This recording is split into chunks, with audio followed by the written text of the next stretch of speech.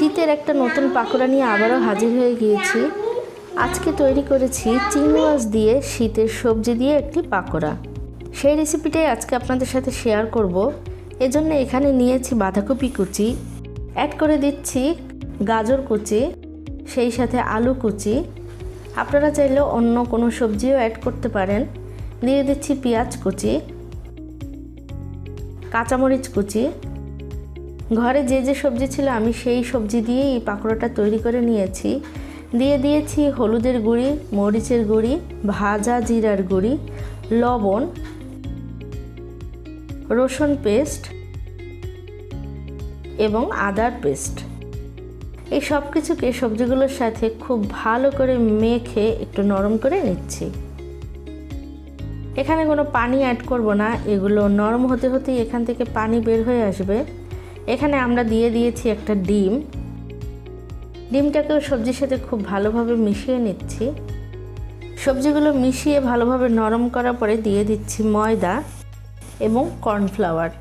এগুলো দিয়েও সবজির সাথে খুব ভালোভাবে একটা মিশ্রণ তৈরি করে নিচ্ছি। কর্নফ্লাওয়ারের পরিবর্তে আপনারা কিন্তু এখানে চালের গুঁড়াও ব্যবহার করতে পারেন। সবশেষে এখানে দিয়ে দিচ্ছি গুঁড়ো চিংড়ি মাছ এবং ধনিয়া পাতা কুচি।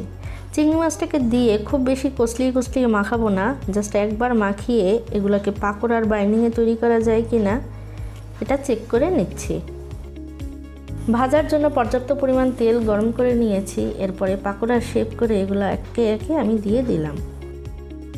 চুলার আঁচটা মিডিয়াম টু হাইতে রেখে এগুলোকে ভেজে নিচ্ছি। পাকোড়ার এক সাইড একটু সোনালি বাদামি হয়ে গেলে এগুলোকে একে একে উল্টিয়ে নিচ্ছি।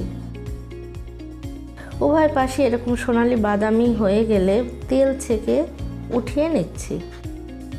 পাকোড়াগুলোর উভয় সাইডই সোনালি বাদামি হয়ে গেলে এগুলোকে তেল থেকে উঠিয়ে নিতে হবে।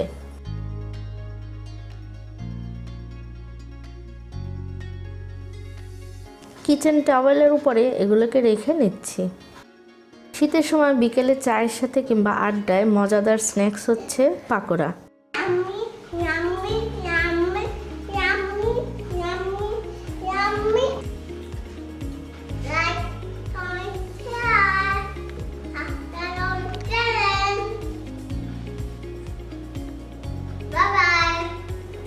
আশা করছি আপনাদের কাছে রেসিপিটা ভালো লেগেছে। আপনারাও তৈরি করুন এবং কেমন হয়েছে সেটা আমাকে জানাতে পারেন কমেন্টস বক্সে। শীতের সবজি দিয়ে পাকোড়ার অনেক রেসিপি কিন্তু আমার চ্যানেলে দেয়া আছে। আজকের ভিডিওটা যদি আপনাদের ভালো লেগে থাকে তাহলে লাইক, কমেন্ট, শেয়ার করে আমাদের পাশেই থাকুন এবং সাবস্ক্রাইব করুন নিয়াজ কুকিং ডায়েরি চ্যানেলটিকে। চলে আসবো আবারও কোনো নতুন ভিডিও রেসিপি নিয়ে। ভালো থাকুন, সুস্থ থাকুন।